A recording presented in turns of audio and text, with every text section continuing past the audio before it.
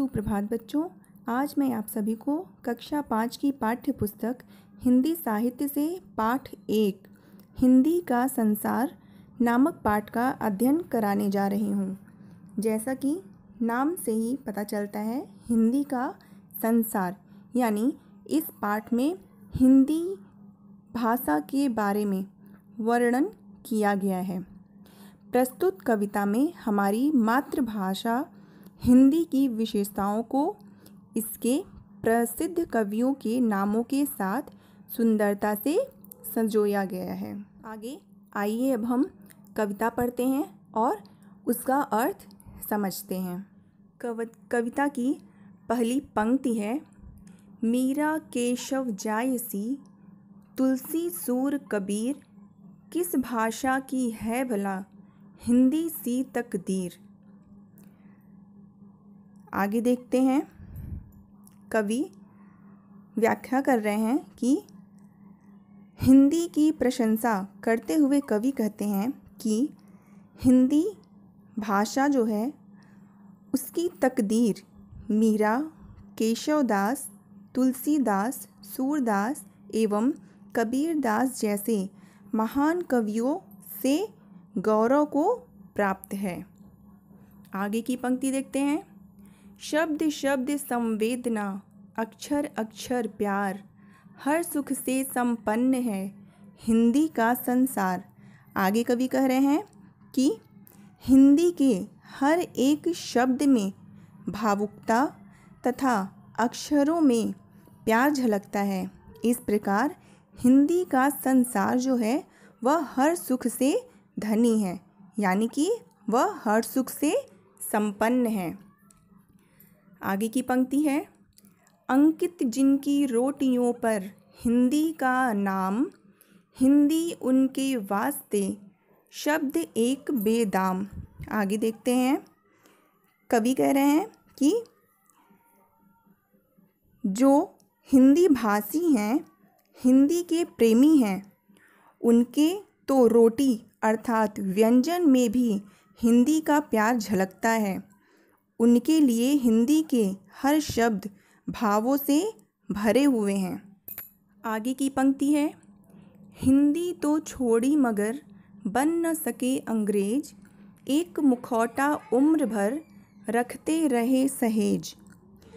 आगे की पंक्तियों ऐसे लोगों को लक्ष्य करके कहते हैं जो हिंदी को त्याग कर यानी कि हिंदी को छोड़कर अंग्रेजी भाषा अपना रहे हैं, किंतु ऐसा करने में वे न हिंदी के रह पाते हैं और न ही अंग्रेजी को पूरी तरह अपना पाते हैं, बल्कि सारी उम्र एक दिखावा का जीवन ही जी पाते हैं। आगे की पंक्ति है, कथनी के कुछ अर्थ हैं, करनी के कुछ अर्थ, 100 हिंदी दिवस भी ऐसे में है व्यर्थ। आगे व्याख्या देखते हैं, फिर कवि अंग्रेजी भाषा को लेकर कहते हैं कि यदि हमारे देश में हिंदी को केवल हिंदी दिवस मनाकर याद किया जाएगा तो चाहे कितने भी दिवस मना लें, सब व्यर्थ है, यानी सब बेकार है। अर्थात हमें हिंदी के प्रयोग को बढ़ाना चाहिए। आगे की पंक्ति है, अरे परिंदे छोड़कर निज बोली अनमोल, कब तक बोलेगा भला तू उधार के बोल। कविता की अंतिम पंक्ति है, इसमें कवि कह रहे हैं कि हिंदी भाषी जनों को परिंदे शब्द से संबोधित करके कवि कहते हैं कि अपनी निज भाषा यानी अपनी मातृभाषा को छोड़कर आखिर कब तक तुम अंग्रेजों की बोली बोलोगे। तुम हिंदी में लौट आओ, यानी अपनी मातृभाषा को अपनाओ। अंत में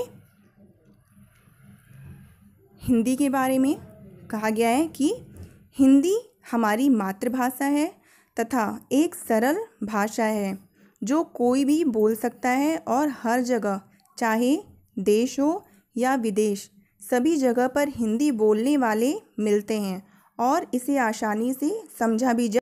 बच्चों, यहाँ पर कुछ कठिन शब्द दिए जा रहे हैं जो आपको अपनी कॉपी में 3 बार लिखना है। पहला शब्द है तकदीर, दूसरा संपन्न, तीसरा बेदाम, चौथा परिंदे, पांचवा संवेदना, छठा अंकित और सातवां है मुखौटा। इसको आप अपनी कॉपी में 3 बार लिखेंगे। शब्द अर्थ देखते हैं। पहला शब्द है तकदीर, मतलब भाग्य, संवेदना मतलब भावुकता, संपन्न मतलब धनी, अंकित मतलब छपा हुआ, बेदाम मतलब अनमोल, मुखौटा मतलब नकली बाहरी चेहरा और परिंदे मतलब पक्षी। इन सारे शब्दों को आपको अपनी कॉपी में लिखना है।